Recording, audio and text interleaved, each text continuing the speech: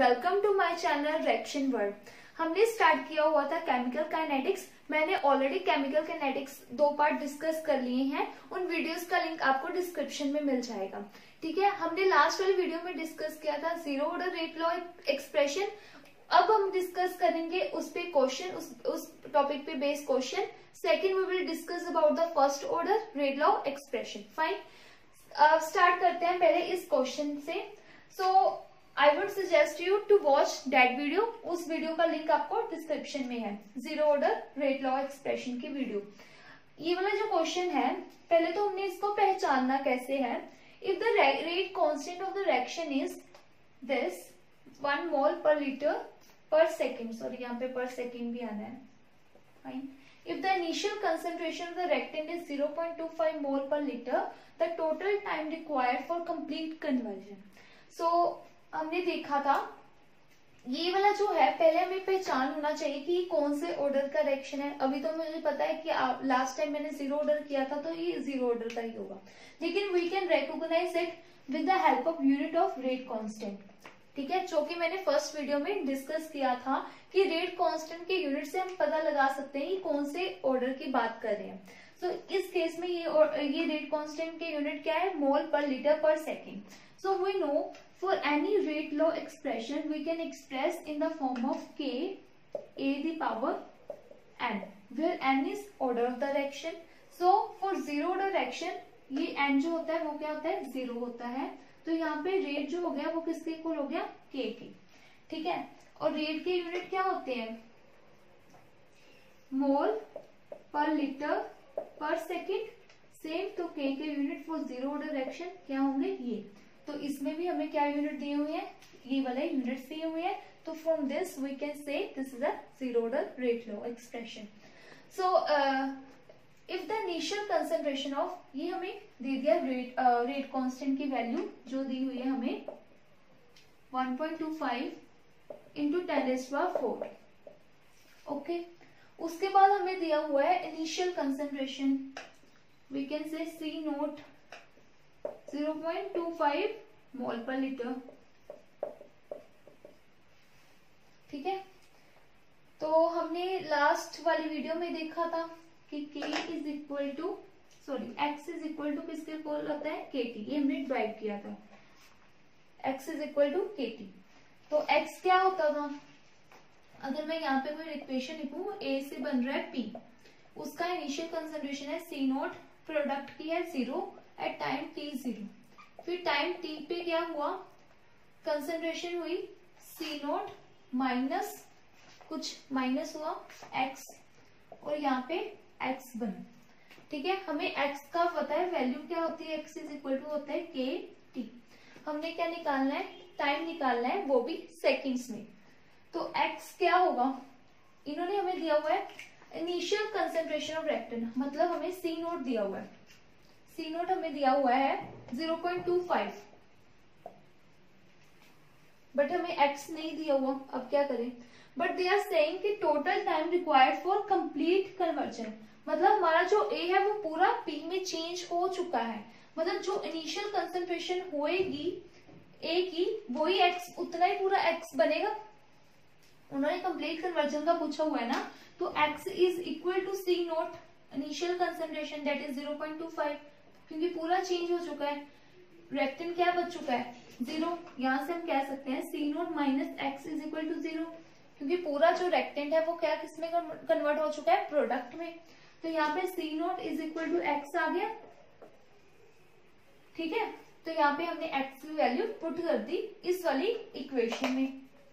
Okay, जो कि है, तो इस वाली इक्वेशन में वैल्यू पुट की 0.025 mole per litre is equal to kt।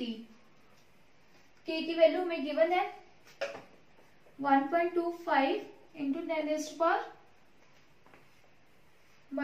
है, ये -4 इंटू t, और यहाँ पे 0.25 मोल पर लीटर। गेट में हमें यूनिट्स का थोड़ा खास ध्यान रखना पड़ता है, ऊपर से NAT टाइप क्वेश्चन है, उसमें तो और भी ज्यादा। तो यहाँ पे है मोल पर लीटर पर सेकेंड, ये वाली पूरी यूनिट कट हो जाएगी इसके साथ। यहाँ पे बचा पर सेकेंड, तो हमें आंसर जो है वो सेकेंड में ही मिलेगा। और यहाँ पे भी पूछा गया है, यहाँ पे जो आंसर था वो पूछा गया था सेकेंड में ही पूछा गया था। ठीक है, तो अब t जो है वो किसके इक्वल आएगा, 0.25 डिवाइडेड बाई 1.25 इंटू 10⁻⁻4। जब आप इसको सॉल्व करोगे तो इसका आंसर आ जाएगा 2000 सेकेंड्स। फाइन, तो ये आ जाएगा इसका आंसर। ओके, अब हम स्टार्ट करते हैं फर्स्ट ऑर्डर के लिए निकालना। फर्स्ट ऑर्डर का मतलब क्या है कि जो हमारा रेट है वो कंसंट्रेशन पे डिपेंड करता है और उसकी वैल्यू कितनी है, 1, मतलब 1 concentration of reactant.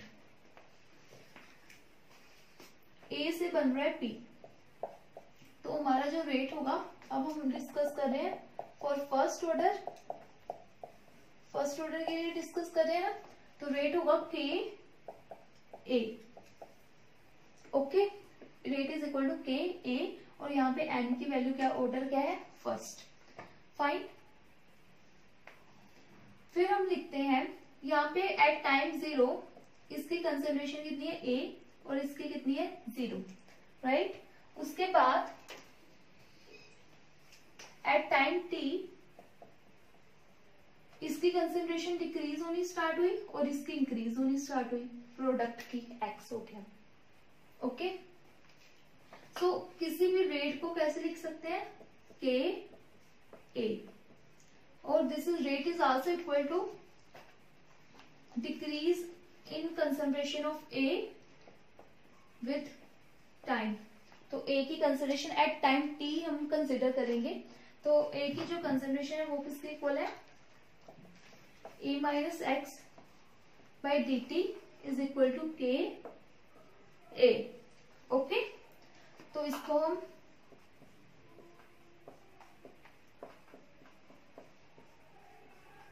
Is equal to के ए। अब a जो है वो कांस्टेंट है, अगर हमने डिफरेंशिएट करना है किसी भी कांस्टेंट को, उसका डिफरेंशिएशन क्या आता है, 0, तो यहाँ पे आ जाएगा सिर्फ dx by D T is equal to के ए। a की वैल्यू क्या थी, a माइनस एक्स। ओके, ये आ गया, इसको मैं ऊपर लिख लू, dx is equal to by D T is equal to के ए माइनस एक्स।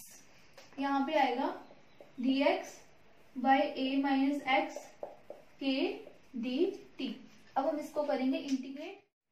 ओके, अब हम इसको करेंगे integrate with in the proper limit. जब इसकी इंटीग्रेशन करेंगे, इसकी इंटीग्रेशन हम करेंगे, लिमिट्स होंगी 0 टू x के बीच में। ओके, अब मैंने इसको इंटीग्रेशन किया, कैसे होती है इसकी integration, dx a minus x is equal to k d t. इसकी इंटीग्रेशन होती है, अगर हमारे पास कुछ भी ऐसा हो dx बाई एक्स, इसकी इंटीग्रेशन होती है ln x। ठीक है, क्या होती है, ln x। अब यहाँ पे है a माइनस एक्स, इसकी इंटीग्रेशन क्या होएगी, इसकी होएगी ln a माइनस एक्स, यहाँ पे आएगा ln a माइनस एक्स। उसके बाद हम इस x को इंटीग्रेट करेंगे, जिसकी इंटीग्रेशन आएगी -1। ठीक है, क्या आएगी, इसको सॉरी डिफरेंशिएट करेंगे, इसकी डिफरेंशिएशन क्या आएगी, -1, तो यहाँ पे आ जाएगा minus ln a minus x. तो ये जो है इसको हम लिख सकते हैं 1 by ln a minus x.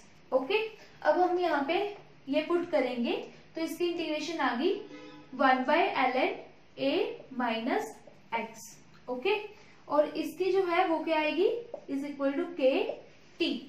ठीक है, डी टी को जब हम इसको, ये कांस्टेंट ये बाहर आ जाएगा, इसकी इंटीग्रेशन करेंगे तो आएगी k t. Now we are going to put the limits that is 0 to x। ठीक है, जब मैं इसको लिमिट पुट करूंगी, पहले मैं पुट करूंगी x, x की जगह x आएगा, तो यहाँ पे a माइनस एक्स ही रहेगा। उसके बाद पुट करूंगी 0, तो यहाँ पे आ जाएगा ln 1 बाय a। x को जब 0 पुट किया, क्या आ जाएगा, ln 1 बाय a। इसको हम नीचे ही लिखें तो बेटर है, ln a is equal to के टी। फाइन, अब मैं मैं इसको लिख सकती हूँ minus ln a minus x, log की प्रॉपर्टी होती है, log या ln, ये दोनों की सेम बात है, ln x minus is equal to ln x, ठीक है। तो वो पॉजिटिव चार्ज साइन खत्म हो जाएगा। अब ये नीचे है तो यहाँ पे नेगेटिव साइन आएगा, अब ये नेगेटिव है तो नेगेटिव नेगेटिव पॉजिटिव हो जाएगा, तो यहाँ पे आ जाएगा ln a is equal to के टी, ठीक है। और इसको हम लिख सकते हैं ln log की एक और प्रॉपर्टी होती है, यहाँ पे देखो log x minus log y, this can be written as log x और y, राइट। तो ये लिख हो सकता है ln a माइनस x, ये नेगेटिव में है ना इधर, इज इक्वल टू के t, okay.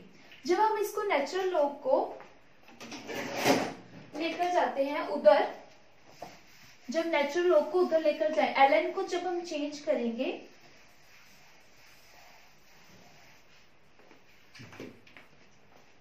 ln a minus x is equal to kt, right? So this can be written as taking natural log, taking exponent on both side, ठीक है। तो ये जो है ln e जो होता है, और यू कैन सिंपली से जब भी हमने ln को उधर लेकर जाना है तो वो क्या बन जाता है e, so a minus x is equal to e the power k t, right. So ये a जो था वो कैसे था, a से हमारे पास प्रोडक्ट बन रहा था, पहले इसकी कंसिडरेशन a थी, इसकी 0 थी, फिर इसकी कंसिडरेशन डिक्रीज हो गई, मतलब जो लेफ्ट रेक्टेंट लेफ्ट आउट था, तो यहाँ पे x था, तो इसको हम ले सकते हैं कि initial consideration a naught, final a t, तो यहाँ पे आ सकता है a not by a t is equal to e the power k t, right, which can be also written as at by a naught is equal to e minus kt, okay। तो ये तो form होगी, एक ये वाली form होगी, इसको हम अलग फॉर्म से भी चेंज कर सकते हैं by changing natural log to log the power base 10,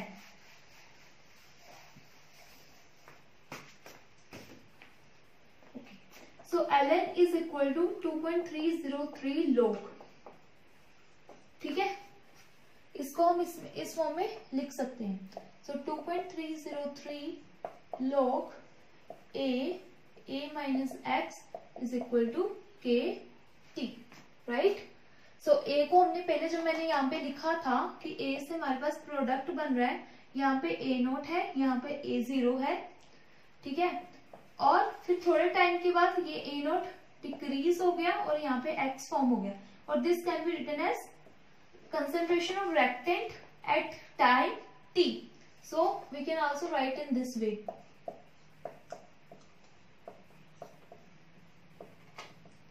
okay। तो इस फॉर्म में ये कॉमन होती है first order rate law expression, fine. अब हम इसके बाद हम निकालेंगे टी हाफ, काफी इंपॉर्टेंट है टी हाफ पे, इस बार नेट में भी क्वेश्चन आया था टी हाफ पे, ठीक है। तो टी हाफ के बारे में देखेंगे, T half for first order reaction. T half का मतलब क्या होता है, टी हाफ होता है जब हमारे रेक्टेंट की कंसंट्रेशन क्या रह जाए, हाफ रह जाए, उसको बोलते हैं हम टी हाफ, ठीक है। 2.303 log a नॉट, अब हमारा जो AT है, AT क्या था, रिमेनिंग रेक्टेंट, वो कितना रह जाए, हाफ रह जाए, मतलब इनिशियल कंसंट्रेशन क्या थी a नॉट, अब हमारा जो AT है वो कितना रह जाए, हाफ रह जाए, जैसे a से P बना, इनिशियली a नॉट 0, फाइनल, फिर उसके बाद x, अब हाफ रह जाए, मतलब a naught minus x should be a not by 2, right. So AT जो हमारा ये पूरा था वो किसके इक्वल आ जाएगा, AT किसके इक्वल आ जाएगा, a नॉट बाय 2, ठीक है, किसके इक्वल आ जाएगा, a नॉट बाय 2, ठीक है।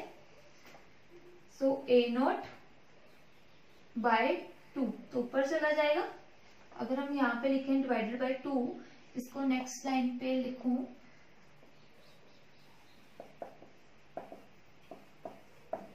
ऊपर चला जाएगा। जब हम इसको सॉल्व करेंगे, यहाँ पे टी हाफ कर दो क्योंकि हम हाफ की बात कर रहे हैं, जब हम इसको सॉल्व करेंगे जो हमारा टी हाफ आएगा वो आ जाएगा 2.693 बाय के।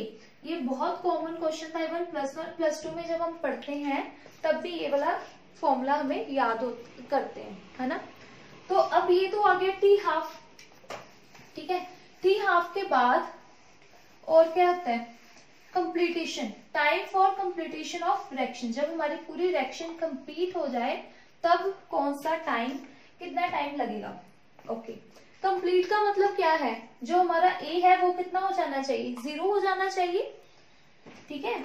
यहाँ पे अब ये तो था कि एट टाइम t0, किस टाइम पे जो हमारा ए नोट है वो क्या हो जाए, 0 हो जाए और पूरा एक्स, पूरा प्रोडक्ट फॉर्म हो जाए। पूरा प्रोडक्ट फॉर्म होगा मतलब ये ए नोट जो है, पूरा एक्स जो है वो किस में चेंज हो जाएगा, ए नोट में। मतलब पूरा प्रोडक्ट की कंसेंट्रेशन कितनी होगी, जितनी हमारे रेक्टेन की स्टार्टिंग में कंसेंट्रेशन थी। अब टाइम कंप्लीटेशन मतलब कंसेंट्रेशन ऑफ रेक्टेन 0 हो जाए और एक्स की जो कंसेंट्रेशन है वो कितनी हो जाए, ए नोट। फाइन, ये हमारे पास इक्वेशन है which can be written as 2.33 log A naught by A t is equal to t.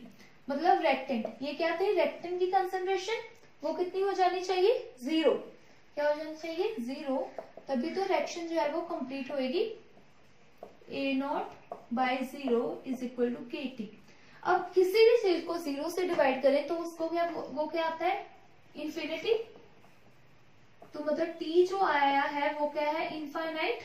मतलब time required for completion of reaction, first order reaction क्या है, इनफाइनाइट। मतलब इनफाइनाइट टाइम, मतलब ये कभी भी रिएक्शन कंप्लीट नहीं होती। ओके, ये बात को याद रखना है, एमसीक्यू की फॉर्म में पूछा जा सकता है। अब नेक्स्ट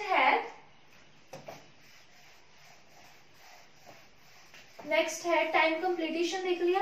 अब हम देखेंगे कुछ ग्राफ्स, ठीक है। ग्राफ्स बहुत इंपॉर्टेंट है केमिकल काइनेटिक्स में।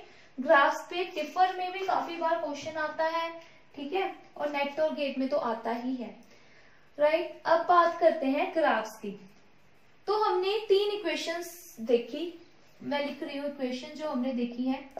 KT इज इक्वल टू 2.303, चलो ये तो चलो सेम सी थी, A not by A T. Second हमने देखी टी हाफ की विच इज इक्वल टू 0.693 के बाय के, ठीक है। फिर था रेट जो होता है फर्स्ट ऑर्डर रिएक्शन में के ए दी कंसेंट्रेशन। तो ये होती है 3 इक्वेशंस। तो ग्राफ देखते हैं। सबसे पहले हम ग्राफ देखेंगे हम LNCT versus temperature, sorry time. Okay, so this can be also written in the form of ln which is equal to a naught by at, right? So first जो graph है वो है ln a naught by at versus t। ये तो simple ही है, ln a naught versus t। ये y हो गया, ये x हो गया, और हमें ये वाली इक्वेशन पता है y is equal to mx, right. So ये ग्राफ बनेगा ln a not by at, okay, और ये टाइम। तो ये क्या आएगा, एक इंक्रीजिंग कर्व आएगी और स्लोप जो है वो क्या है, पॉजिटिव। ये ऐसे का मतलब क्या होता है, ऊपर को जा रही है ना, इसका मतलब ये होता है कि पॉजिटिव स्लोप है, ठीक है। तो अगर ऐसे होता है इसको बोलते हैं नेगेटिव स्लोप, ये है पॉजिटिव स्लोप और ये होती है नेगेटिव स्लोप, राइट। तो इसमें जो हमारी स्लोप थी, यहां से इस इक्वेशन पे से आप देख सकते हो, इस इक्वेशन से हम देख सकते हैं ये जो y है a not by A T, ठीक है, और t जो है वो x है, और k क्या होगी, स्लोप, ठीक है। k जो होती है वो क्या होती है, स्लोप है, क्योंकि y is equal to mx है, तो m जो होती है वो क्या होती है, स्लोप, ठीक है। ये स्लोप जो है वो क्या है, पॉजिटिव है, तो इसलिए ऐसा ग्राफ आया। अगर नेगेटिव होती तो ऐसा आना था। नेक्स्ट है, ये वाला ग्राफ समझ आ गया। अब नेक्स्ट ग्राफ देखते हैं, वो हो सकता है, अच्छा मैं ये बात बताना भूल गई, जो टी हाफ होता है ना, आप देख सकते हो इसकी वैल्यू क्या आई है, 0.693 by k। ये भी काफी इंपॉर्टेंट क्वेश्चन है। T half is independent of initial concentration. जो इनिशियली जो कंसेंट्रेशन है उस पे क्या है, इंडिपेंडेंट, उस पे डिपेंड नहीं करता। मतलब कोई भी रिएक्शन हो, जो भी मर्जी कंसेंट्रेशन ले लो, चाहे हमने 1 ली है स्टार्टिंग में या 2 ली है या 3 ली है, कोई फर्क नहीं पड़ेगा टी हाफ को रिएक्शन की, फर्स्ट ऑर्डर रिएक्शन में। ओके, अब नेक्स्ट हम ग्राफ देखते हैं, वो है T half versus concentration. T half versus concentration. अब टी हाफ को कंसेंट्रेशन से फर्क पड़ता है? नहीं, जितनी मर्जी कंसेंट्रेशन बढ़ाई जाओ, टी हाफ तो सेम ही रहेगा। Okay, T half is independent of concentration of the reactant in the first order reaction. ये नहीं सभी जगह पे ऐसा है, सिर्फ फर्स्ट ऑर्डर रिएक्शन में ही ऐसा है। नेक्स्ट ग्राफ जो है वो है सीटी रिएक्टेंट वर्सेस टेम्परेचर। मतलब सीटी रिएक्टेंट से मतलब समझ रहे हो, एटी मतलब concentration reactant at time t, तो उसका ग्राफ वर्सेस टेम्परेचर, मतलब टी का graph, sorry it can not be temperature, it will be time, sorry CT reactant versus time. CT reactant का टाइम के वर्सेस ग्राफ कैसे बनाएंगे हम? हमारे पास एक इक्वेशन है, KT is equal to ln A0 by AT। हमें ये चाहिए, इसका ग्राफ चाहिए टाइम के साथ। अब इसको कैसे चेंज करें? We have to make it in this form, इस फॉर्म में लेकर आना है या एक्सपोनेंट के फॉर्म में लेकर आना है। तो इसमें ये वाला फॉर्म तो बन ही नहीं सकते क्योंकि यहाँ पे तो ln है। ओके, अगर हम इसको इधर लेकर जाएं तो यहाँ पे बन जाएगा e⁻kt। ठीक है, 80 को हम ऊपर लेकर आना चाहते हैं, सो इसको करो रेसिप्रोकल और यहाँ पे आ जाएगा नेगेटिव। ठीक है, यहाँ पे आ जाएगा 80 is equal to A0 e minus KT। Right, आ गया ऐसे। अब क्या करेंगे हम, यहाँ पे CT विच इज 80, उसका क्या बनेगा, टाइम के साथ ग्राफ एक्सपोनेंट ग्राफ बनेगा। क्या बनेगा? एक्सपोनेंट ग्राफ बनेगा, डेट टू डिक्रीजिंग। तो जब भी हम एक्सपोनेंट ग्राफ बनाते हैं वो भी डिक्रीजिंग ऑर्डर में, तो हमेशा ऐसे करके ग्राफ बनेगा। तो इसका ग्राफ ऐसे करके बनेगा। Okay, so this is all about graphs. Next हम पढ़ते हैं pseudo first order reaction. Pseudo first order reaction का मतलब क्या होता है? तो ऐसे ही हम यूज करके रिएक्शंस को हम ग्राफ बना सकते हैं। ओके, अब pseudo first order reactions, pseudo first order reactions होता है जब हम कोई भी हायर ऑर्डर की रिएक्शन को लोअर ऑर्डर की तरह जैसे पढ़ते हैं, उसको हम बोलते हैं pseudo first order reaction. Fine, जैसे इसका सबसे मेन एग्जांपल होता है हाइड्रोलिसिस ऑफ एस्टर। ओके, तो ये हाइड्रोलिसिस ऑफ एस्टर हम करवा रहे हैं, अगर मान लो in the with water on reaction with H positive, तो हमें यहाँ पे एसिड मिलेगा, है ना, और इथेनॉल मिलेगा। ऐसे होता है हाइड्रोलिसिस। अब सीडो फर्स्ट ऑर्डर क्या है? कोई भी हायर ऑर्डर रिएक्शन है उसको हम जब स्टडी करते हैं as a lower order study करते हैं। आप देखोगे अभी, देखना इसको पूरा। इसका अगर हमें पता हो कि ये first order reaction, sorry first order I am saying कि एलिमेंट्री रिएक्शन है, मतलब वन स्टेप रिएक्शन है, तो इसका rate constant we can write as R is equal to K concentration of this reactant. ठीक है, उसके बाद वाटर की, फिर उसके बाद H पॉजिटिव। फाइन, ये होता है इसका रेट। राइट, अब इसका ये हो गया रेट। मान लो मैंने एक चीज फिक्स कर दी, I am saying that concentration of H positive is fix. ठीक है, ये हो गया H पॉजिटिव की जो कंसंट्रेशन है वो क्या है, फिक्स्ड है। देन व्हाट विल हैपन, इसकी कंसेंट्रेशन फिक्स है, सो वी कैन से कि अब रेट तो है, इसका तो फिक्स कर दिया हम वैल्यू, तो इस पे तो डिपेंड कर ही नहीं रहा होगा, तो रेट क्या हो गया, ये बन गया, इसको हम बोलते हैं सीडो। अब ये वाला जो था इसका ऑर्डर क्या था, 1 1 और 1 ऐसे पावर थी ना, तो किसी भी रिएक्शन का ऑर्डर कैसे दिया जाता है, sum of all the concentration terms of the rate law expression. ठीक है, इसका ऑर्डर क्या था, 1 + 1 + 1 3 था ना ऑर्डर। अब इसका ऑर्डर क्या होगा, जब हमने H पॉजिटिव को फिक्स कर दिया और हमने बोला है कि इसकी कंसेंट्रेशन पर वैल्यू डिपेंड नहीं करेगी, अब इसका ऑर्डर होगा N 1 + 1 second. That's why I'm saying it's a pseudo second order reaction, not properly but pseudo. Next चीज है वो आती है जब आई am saying that H2 is in excess. आपने ये लोअर क्लासेस में पढ़ा होगा +2 में, ठीक है, जब हम बोलते थे ना H2 एक्सेस में डाल देते हैं, हाइड्रोलिसिस ऑफ एस्टर जब हम करते हैं उसको हम बोलते हैं pseudo first order reaction. I remember कि हमने इसको क्रैम किया हुआ था कि ऐसा क्यों है, ये कुछ आइडिया नहीं था। सो H2 जब एक्सेस में हम डाल देते हैं तब ऑलरेडी ही इतना ज्यादा है, तो उसके रेट तो उस पर डिपेंड करेगा ही नहीं, मतलब इतनी ज्यादा अमाउंट में है, चाहे वो कम तो है नहीं जो उस पर रेट डिपेंड करेगा। सो रेट जो है वो क्या हो जाएगा, ठीक है, इसके इक्वल आ जाएगा रेट। अब ये बन गया फर्स्ट ऑर्डर रिएक्शन, एंड 1 आ गया क्योंकि एक ही पावर है, तो ये क्या होगी, सीडो फर्स्ट ऑर्डर रिएक्शन।